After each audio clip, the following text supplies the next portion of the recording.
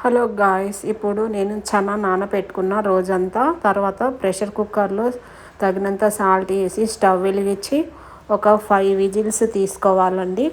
అప్పుడు 5 విజిల్ అయిన తర్వాత మెత్తగా ఉడికిపోతుంది.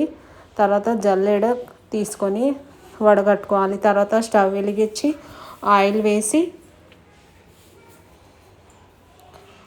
వేసిన తర్వాత కరివేపాకు, పోపు దినుసులు, చనా మసాలా తాలింపు వేసుకుంటున్నా. పచ్చిమిర్చి వేసేసి దోరగా వేపాలి. లో ఫ్లేమ్లో వేపుకోవాలి.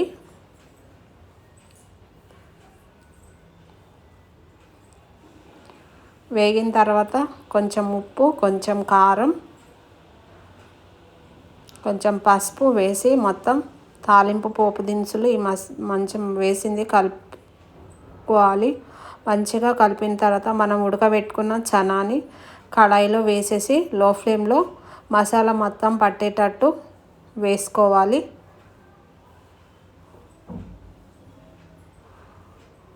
అలా లో ఫ్లేమ్లో మంచిగా మసాలా పట్టేటట్టుగా చనాకి మనం కలిపిన తర్వాత కొంచెం ధనియా పౌడర్ ఉంటే వేసేయండి. కొంచెం కొత్తిమీర కూడా ఉంటే వేసేసి, నేను కలర్ఫుల్గా ఉండడానికి కొన్ని క్యారెట్ తురుముకొని పెట్టుకున్న, అది వేసి మళ్ళీ ఒక్కసారి అటు ఇటు మనం తిప్పితే ఎంతో టేస్టీగా ఈజీగా చనా మసాలా రెడీ అయిపోతుంది. ఇది హెల్త్కి చాలా మంచిదండి.